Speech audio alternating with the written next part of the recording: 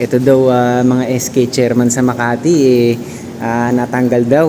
Parang minsan daw nagrereklamo bakit ano lang puro pageant, bakit puro ano to, dance contest ganyan. Baka mga idolo nitong mga to si itong si Tomodachi, itong mga kabataan na to eh. Musta nagbabalik na naman siyempre ang pinakasiga sa lahat ng mga siga. May nagbabagang balita ako na balitaan kanina. Ito daw mga SK chairman sa Makati natanggal daw. Nakita ko sa balita, no? Ako natatawa talaga ako kasi nga dapat matagal na nangyayari yan. Ewan ko bakit ngayon lang napapansin, no? Dito sa kay John Dick, dito kamag-anak daw namin to eh. Tito ko daw to, sabi ng namin ng mga kamag-anak, no? Kaya dito kay Tito John Dick sana paimbestigahan mo din pati mga ibang SK dyan sa Makati. Nako, isa na dyan yung sa lugar ko, no? Talagang hindi ko alam kung bakit ganun. Napakalaki ng pondo daw milyon-milyon daw eh. Sabi ni sa akin dati, isang kilalang politiko dyan sa Nuevo, pinagyabang pa sa akin, daw 30 million daw ang budget, yearly daw yun. Kaya daw tumakbo daw ako, ganun-ganun. Sabi ko hindi naman pera habol ko, pero yung yung programa ko kasi plataforma. Kasi siyempre may power kapag chairman kayo, di ba? Yun yung sinabi niya. Ngayon yung mga kabataan tuloy naiengganyo, siguro yung mga tsuhin nila mga kagawad o mga tsuhin nila mga nasa posisyon, baka mamaya inaano nilang gayahin din yung mga estilo nila.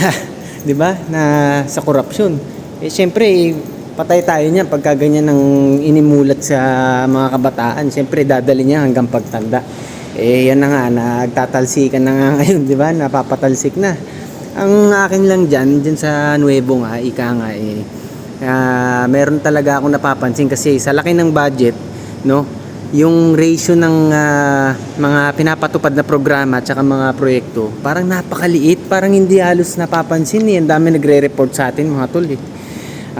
Yung milyones, parang minsan daw nagrereklamo bakit ano lang puro pageant, bakit puro to, dance contest ganyan.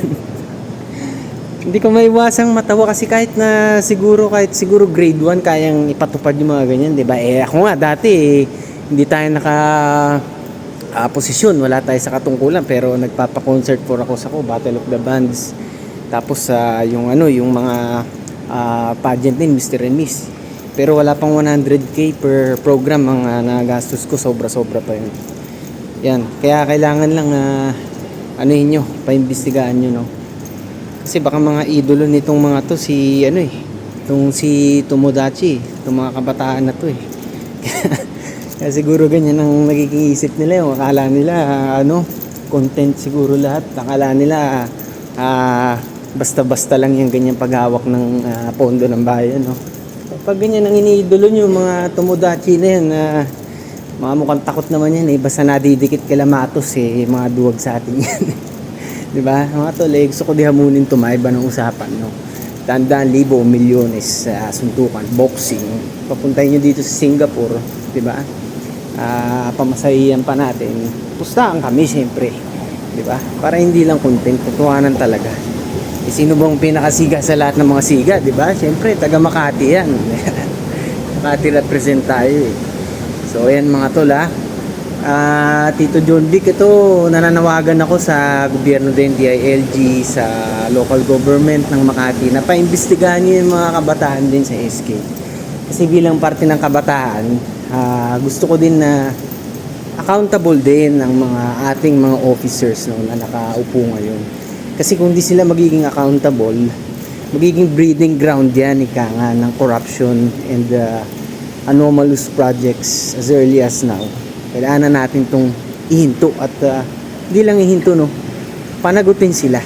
Yung talagang kung ako yan, hindi ako sapat sa pa-expel lang. Kung ako yan talagang gusto ko criminal case, ayan, para talagang yung iba hindi nila gagayahin, no?